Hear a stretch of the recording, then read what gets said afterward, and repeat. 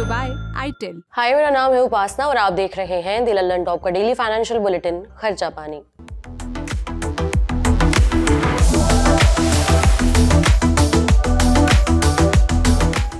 करीबन 5 साल पहले की बात है जब भारत में कोरोना का पहला केस सामने आया था। इसके बाद क्या हुआ, किसी से छिपा नहीं है। इस बेरहम वायरस ने देश में 5 लाख से ज्यादा लोगों की जान ले ली। साथ ही लॉकडाउन के चलते सब कुछ ठप होने से भारत की अर्थव्यवस्था को भी अरबों का नुकसान पहुंचा। कोरोना का पहला मामला आने के ठीक 5 साल बाद देश में एक नए वायरस का पता चला है। इस नए वायरस का नाम है ह्यूमन मेटान्यूमो वायरस, शॉर्ट में बोले तो HMPV। सोमवार 6 जनवरी की शाम तक भारत में HMPV के कुल 5 मामले सामने आ चुके हैं। कर्नाटक में HMPV के मामलों के अलावा चेन्नई में 2 मामले आए हैं, जबकि अहमदाबाद से 1 मामला सामने आया है। जैसे ही सरकार की तरफ से नए वायरस के दस्तक की खबर पर मुहर लगी, शेयर मार्केट में गिरावट की सुनामी आ गई। भारत के शेयर मार्केट के दोनों बेंचमार्क इंडेक्स सेंसेक्स और निफ्टी 1.5% से ज्यादा की गिरावट के साथ बंद हुए। 6 जनवरी को निफ्टी 24,000 अंक से नीचे लुढ़क गया। सेंसेक्स 1258 अंकों की गिरावट के साथ 77,965 पर बंद हुआ।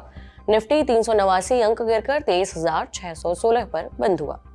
मीडिया रिपोर्ट्स के मुताबिक BSE में लिस्टेड सभी कंपनियों के मार्केट कैप में 3 महीने में एक दिन की सबसे बड़ी गिरावट के कारण निवेशकों को 12 लाख करोड़ रुपए का भारी नुकसान उठाना पड़ा। इकोनॉमिक टाइम्स की एक रिपोर्ट के मुताबिक एयरलाइंस और होटल कंपनियों के शेयर 5% के आसपास गिर गए। भारत की सबसे बड़ी एयरलाइन इंडिगो का शेयर 6 जनवरी को 4.4% गिरकर 4,262 के लेवल पर बंद हुआ। स्पाइस जेट भी करीबन 5% गिरकर 53 रुपए पर बंद हुआ।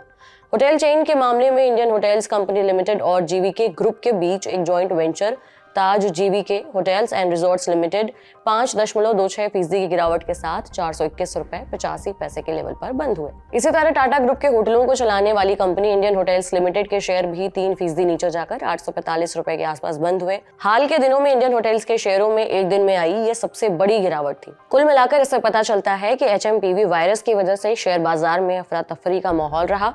सोशल मीडिया पर भी बहस छिड़ गई कि क्या नए वायरस की दस्तक फिर से लॉकडाउन लगाएगी।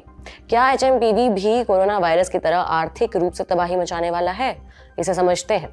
जानकारों का कहना है कि होटल और एयरलाइंस कंपनियों के शेयरों में भारी गिरावट इसलिए आई क्योंकि जब भी दुनिया के किसी हिस्से में आपदा, लड़ाई या फिर महामारी की खबर आती है तो सबसे पहले लोग अपना घूमने फिरने का प्रोग्राम टाल देते हैं। इसलिए पहला कारण तो डर है और दूसरा कारण है लोग किसी भी इमरजेंसी सिचुएशन की आहट पाकर पैसे बचाकर रखने लगते हैं। इकोनॉमिक टाइम्स की एक रिपोर्ट में कहा गया है कि जब भी कोई वायरस दस्तक देता है तो लोग अपने होटल और एयरलाइंस की बुकिंग टाल देते हैं। जानकारों को लगता है कि HMPV मार्केट को उतना नुकसान नहीं पहुंचाएगा जितना कोविड के समय पहुंचा था। इन्हीं जानकारों का कहना है कि अगर डॉक्टरों और सरकार की ओर से स्पष्ट गाइडलाइन आती है कि नया वायरस कोरोना जैसा घातक नहीं है तो उन्हें शेयरों में बहुत अधिक गिरावट की उम्मीद नहीं है। इंडिया टुडे के पत्रकार कौस्तुभ दास की एक रिपोर्ट में स्टॉक्स बॉक्स के रिसर्च हेड मनीष चौधरी ने कहा, भारत में पाए गए शुरुआती HMPV मामलों के कारण शेयर मार्केट में गिरावट दिख सकती है, लेकिन आगे HMPV के चलते बाजार में बहुत बड़ी गिरावट की संभावना काफी कम है। उन्होंने कहा कि कोरोना वायरस की तुलना में इस वायरस की मृत्यु दर कम है। हालांकि उनका कहना है कि शेयर मार्केट में हाल फिलहाल में काफी उठापटक दिख सकती है क्योंकि कंपनियों की फाइनेंशियल रिजल्ट्स और अगले महीने आम बजट पेश होगा। इसका असर मार्केट पर दिखता रहेगा। इसके अलावा डोनाल्ड ट्रंप अमेरिका के राष्ट्रपति पद की 20 जनवरी को शपथ लेंगे। जानकारों का कहना है कि विदेशी पोर्टफोलियो निवेशक यानी कि FPI अपने शेयर लगातार इंडियन बाजारों में बेच रहे हैं। रुपए के मुकाबले डॉलर में मजबूती बनी हुई है, इससे भी बाजार नीचे आया है और गिरावट बढ़ गई है। बता दें कि केंद्रीय स्वास्थ्य मंत्री JP नड्डा ने 6 जनवरी की देर शाम एक वीडियो जारी कर भरोसा दिया है कि सरकार देश में बढ़ते हुए HMPV मामलों पर नजर रखी हुई है। डॉक्टरों ने ये साफ किया है कि HMPV कोई नया वायरस नहीं है। इसकी पहली बार पहचान 2001 में हुई थी और ये कई सालों से पूरी दुनिया में फैल रहा है। स्वास्थ्य मंत्री ने आगे कहा, चीन में HMPV के मामलों से जुड़े हालिया रिपोर्ट्स के आधार पर स्वास्थ्य मंत्रालय ICMR यानी भारतीय आयुर्विज्ञान अनुसंधान परिषद और राष्ट्रीय रोग नियंत्रण केंद्र चीन के साथ साथ पड़ोसी देशों में स्थिति पर कड़ी नजर रखे हुए हैं। HMPV को लेकर सरकार की तरफ से आई ये सफाई की HMPV उतना घातक नहीं है, इसके बाद मंगलवार 7 जनवरी को देश के शेयर मार्केट में तेजी भी लौटी। मंगलवार को सेंसेक्स 234 अंक ऊपर जाके 78,200 के लेवल के आसपास बंद हुआ।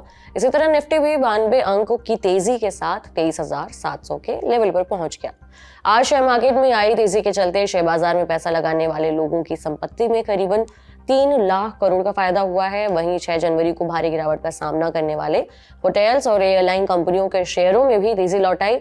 7 जनवरी को इंडिगो एयरलाइंस की पेरेंट कंपनी इंटरग्लोब एविएशन के शेयर करीबन 1% ऊपर जाकर 4,308 के लेवल पर पहुंच गए। स्पाइसजेट एयरलाइन के शेयर 2.5% के आसपास ऊपर जाकर 54 रुपए पर बंद हुए। Taj GVK hotels and resorts limited के शेयर करीबन 2% की तेजी के साथ 431 रुपए के लेवल पर बंद हुए। इसके अलावा इंडियन होटल्स कंपनी लिमिटेड के शेयर 1% की तेजी के साथ 853 रुपए पर बंद हुए। हालांकि टाटा ग्रुप की आईटी कंपनी टीसीएस के शेयर लाल निशान में ही बंद हुए। 9 जनवरी को देश की सबसे बड़ी आईटी कंपनी टीसीएस के फाइनेंशियल रिजल्ट्स आने वाले हैं। इसके अलावा जोमेटो का शेयर करीबन 5% की गिरावट के साथ सबसे ज्यादा नुकसान वाला शेयर रहा। लेकिन अच्छी बात यह रही है कि सेंसेक्स के 30 में से 20 शेयर आज तेजी के साथ बंद हुए, यानी फायदे में। सबसे ज्यादा तेजी वाले शेयरों में Tata Motors, Reliance industries, ICICI bank और एशियन पेंट्स रहे। आपको बता दें कि कोरोना महामारी के चलते भारत समेत दुनिया भर को काफी आर्थिक नुकसान हुआ था। मनी कंट्रोल में छपी एक रिपोर्ट बताती है कि साल 2020 से लेकर साल 2023 तक भारत को जीडीपी का 52 लाख करोड़ से भी ज्यादा नुकसान हुआ था। अब एक और खबर का रुख करते हैं। दुनिया की दिग्गज आईटी कंपनी माइक्रोसॉफ्ट ने भारत को लेकर एक बहुत बड़ा ऐलान किया है। कंपनी ने भारत में 3 अरब करीबन 25,721 करोड़ रुपए का भारी भरकम इन्वेस्टमेंट करने का ऐलान किया है। 7 जनवरी को कंपनी के सीईओ सत्य नडेला इस बात की पुष्टि करते हुए दिखे कि कंपनी माइक्रोसॉफ्ट क्लाउड एआई क्षमता का विस्तार करने के लिए ये इन्वेस्टमेंट करेगी। सत्य नडेला ने कहा है कि माइक्रोसॉफ्ट अगले 4-5 सालों में भारत में करीबन 1 करोड़ लोगों को एआई स्किल की ट्रेनिंग देगी। नडेला ने आगे ये भी कहा कि भारत आर्टिफिशियल इंटेलिजेंस के मामले में बहुत तेजी से आगे बढ़ रहा है। माइक्रोसॉफ्ट की तरफ से होने वाले नए निवेश से भारत को काफी फायदा होगा। आजकल इस बुलेटिन में इतना ही। आपके लिए बुलेटिन लिखा था हमारे साथी प्रदीप यादव ने। आपको जानकारी पसंद आई तो हमें कमेंट बॉक्स में जरूर बताएं। बाकी अगले एपिसोड तक अपना ख्याल रखें और देखते रहिए द लंदन टॉप। शुक्रिया। What about Virat Kohli?